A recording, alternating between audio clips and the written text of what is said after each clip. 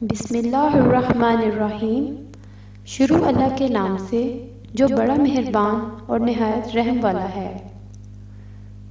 حضرت آدم علیہ السلام تقریباً 1000 سال بعد اللہ نے عراق کی زمین رافتین کا انتخاب کیا اور وہاں اپنے بندے یشکور بن لاقب کو نبی بنا کر بھیجا، جن کو مختلف القاب سے آج بھی زمانہ یاد کرتا ہے۔ کوئی اللہ کے اس نبی کو عبد الغفار کہتا ہے، تو کوئی عبد الجبار، تو کوئی الیاس، اور کوئی کشتی بنانے والا نبی، اور کوئی کوہ نجی اللہ کہہ کر بلاتا رہتا ہے۔ حضرت نوح علیہ السلام حضرت ادریس علیہ السلام کے پڑپوتے ہیں اور حضرت آدم علیہ السلام کی 10ویں پشت میں سے ہیں۔ وہ قوم اس وقت دنیا کی بدترین قوم تھی۔ وہاں ظلم کرنا، نفسانی خواہشات پر فخر کرنا، بتوں اور شیطانوں کی پوجا کرنا عام تھا۔ اللہ کے نبی حضرت نوح علیہ السلام بچپن سے ہی ان کو بار بار سمجھاتے رہتے تھے کہ اس کائنات کا مالک صرف اللہ ہے، جس نے ہر چیز کو پیدا کیا۔ نوح علیہ السلام جب اللہ کے دین کی تبلیغ کرتے تھے تو ان کی قوم ان کے اتنے پتھر مارتی تھی کہ وہ پتھروں میں ڈک جاتے تھے۔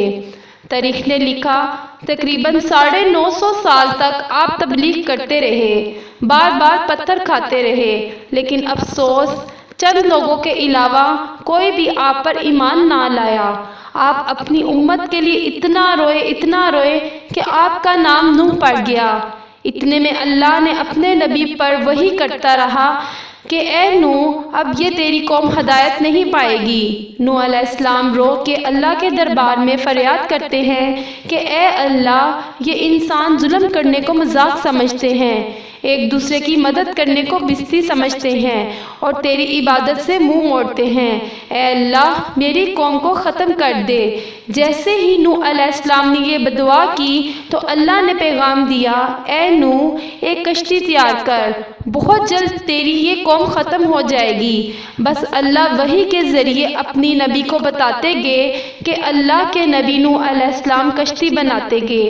جیسا کہ نوح علیہ السلام ایک پہاڑ پر رہتے تھے تو نہ وہاں سمندر تھا، نہ دریا، نہ درخت تھے۔ بالآخر اللہ کے نبی نوح نے درخت لگائے اور اس کی لکڑی سے کشتی کو بنانا شروع کیا۔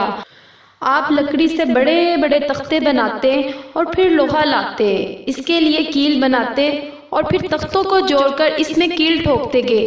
تقریباً 100 سال تک آپ وہ کشتی بناتے رہے اور آپ کی قوم روز آپ کے پاس آتی اور آپ کی توہین کرتی کہ نہ تو یہاں دریا ہے نہ سمندر، پھر بھی یہ پاگل کشتی بنا رہا ہے۔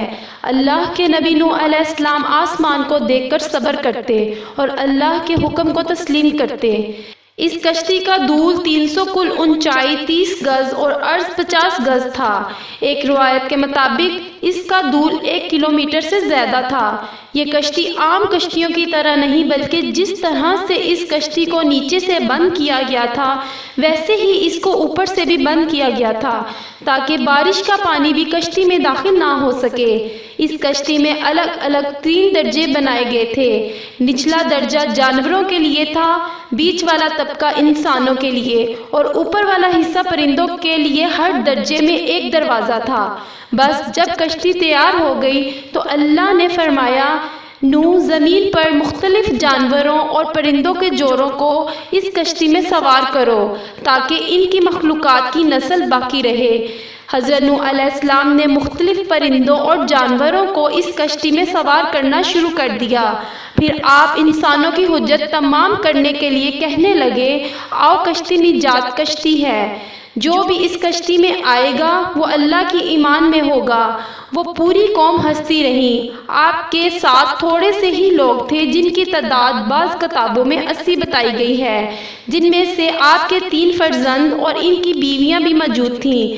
اللہ نے اپنے نوح سے کہا کہ ان قریب پانی آئے گا اور پوری قوم کو ڈبو دے گا۔ اس بات کو سن کر لوگ ہنس رہے تھے کہ اتنی دیر میں تندور سے پانی ابلنے لگا۔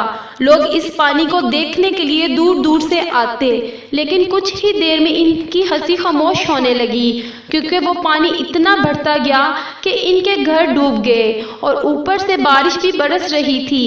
کافر یہ سمجھ رہے تھے کہ یہ طوفان کچھ دیر کا ہے، تو یوں وہ اونچے اونچے پہاڑ کی طرف جانے لگے۔ ان کافروں میں اللہ کے نبی نوح علیہ السلام کے بیٹے کنعان بھی شامل تھے۔ جیسے ہی نوح علیہ السلام نے اپنے بیٹے کو دیکھا کہ وہ کافروں کے ساتھ پہاڑ پر چڑھ رہے ہیں، آپ نے دور آواز دی، اے کنعان، نجات کی کشتی میں آ جا۔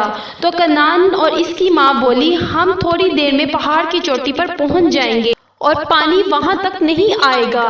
لیکن پانی اتنا بڑھتا گیا کہ نہ کوئی پہاڑ نظر آ رہا تھا، نہ کوئی درخت نظر آ رہا تھا، بس وہی بچے جو کشتی میں سوار تھے۔ اس وقت پانی زمین سے 10,000 گز بلند تھا۔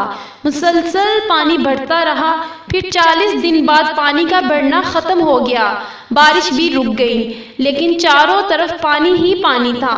تقریباً 5 ماہ تک کشتی پانی میں ہی طواف کرتی رہی، کسی جگہ پر نہ ٹھہری۔ آخر کار دریائے دجلہ کے مشرقی سمت میں ایک پہاڑی ہے جس کو کوہ ارارات کہتے ہیں۔ اس کی ایک چوٹی کا نام جودی ہے، اس کی اونچائی 13,000 فٹ ہے۔ کشتی نوح اس چوٹی کو لپک گئی۔ یہ تاریخ 10 محرم اور جمعہ کا دن تھا۔ اللہ کے نبی نوح علیہ السلام نے کبوتر کو بھیجا کہ دیکھ کر آ کہ زمین پر پانی خشک ہو رہا ہے کہ نہیں۔ کبوتر گیا اور زیتون کی ٹہنی اٹھا لایا۔ نوح علیہ السلام نے اللہ کا شکر کیا اور یوں آہستہ آہستہ پانی کم ہوتا گیا۔ آپ اور آپ کی جماعت 5 ماہ تک جودی پہاڑ پر پڑے رہے۔ آپ نے تمام پرندوں اور جانوروں کو آزاد کیا۔